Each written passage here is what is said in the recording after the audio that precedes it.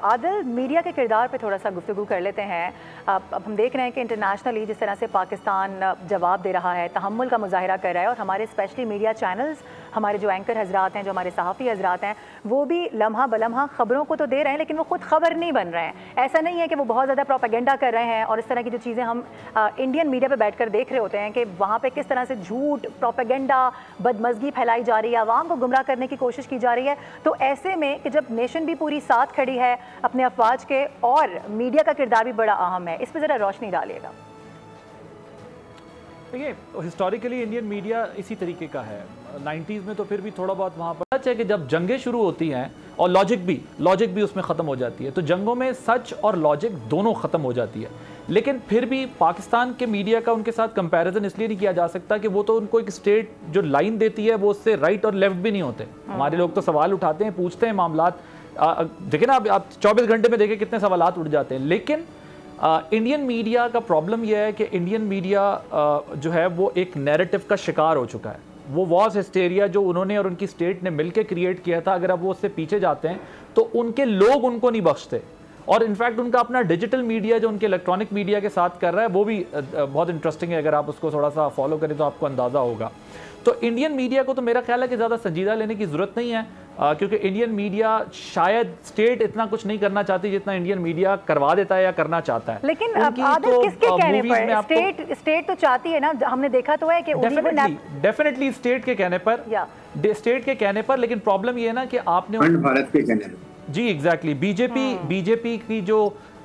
Expansionist approach है, जो Hindutva mindset है, जो वो उस डोमिनेंस के लिए सारा कुछ कर रहे हैं, तो उसके लिए मीडियम प्रॉपर वो एक देखिए ना, अब उनकी मूवीज़ में आपको ये सब कुछ दिखाई देता है। आप टॉक शोज उनके देख लें, वो एंटी पाकिस्तान सेंट्रिक होते हैं। तो ठीक है कि इंडिया पाकिस्तान एक दूसरे के आर्च राइवल हैं, लेकिन पाकिस्तान तो आज भी when they have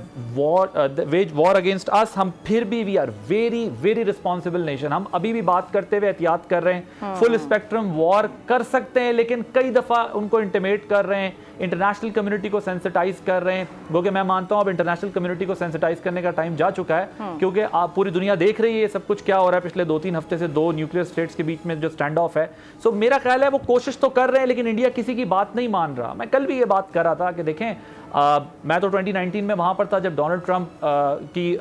मुलाकात हुई पाकिस्तानी प्रीमियर से, तो उस वक्त उन्होंने कहा कि मैं मीडिएशन कराता हूं पाकिस्तान की इंडिया के साथ कश्मीर के इशू पे। So the moment prime minister came back, तो यहां पर हमने देखा क्या हुआ, उन्होंने आर्टिकल 370 को एब्रोगेट कर दिया कश्मीर के अंदर। और फिर उसके बाद जो कुछ हुआ, rest is the history. So American की बात कितनी सीरियस लेते हैं इंडियंस, ये हमने उस वक्त भी देखा, ये हम अब भी देख रहे हैं। यस, हाँ, जब उन्हें ये लगेगा इंटरनेशनल कम्युनिटी को कि अब पाकिस्तान अपने फुल थ्रॉटल के साथ रिस्पॉन्ड कर रहा है इंडिया को, तो मैं आपको लिख के देता हूं, आप देखिएगा कि इंटरनेशनल कम्युनिटी पर किस तरह का प्रेशर इंडिया पे डालेगी और फिर किस तरह का एनवायरनमेंट होगा। अभी मतलब ठीक है, उन लोगों का ये ख्याल है कि टिट फॉर टैट चल रहा है, लेकिन अगर tit for tat, American president भी कह रहे हैं टिट फॉर टैट है, ठीक है। और मैं समझता हूं कि अमेरिका को लोग वैसे क्रिटिसाइज कर रहे हैं, लेकिन अमेरिकन प्रेसिडेंट की स्टेटमेंट या अमेरिकन का बिहेवियर इतना ज़्यादा इस मामले में इम्बैलेंस नहीं है, क्योंकि इंडियन जो इन्वेस्टमेंट है अमेरिका में या जो इंडियन लॉबीज वहां काम करती हैं, उस हिसाब से तो अमेरिका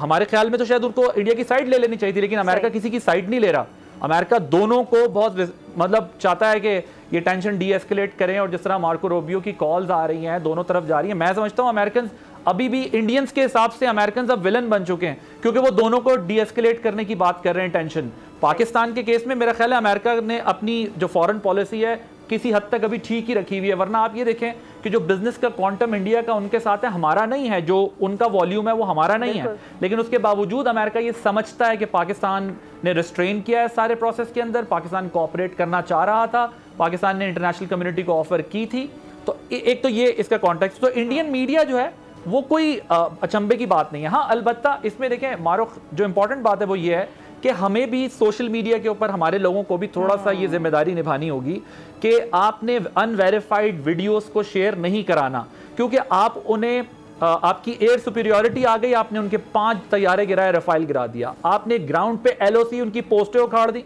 आपने उनको सी में भी जो है वो टफ टाइम दिया हुआ है। आप अब जो इंफॉर्मेशन वॉरफेयर है उसमें आप ये देखें कि वो वहां पर आपको जो सारे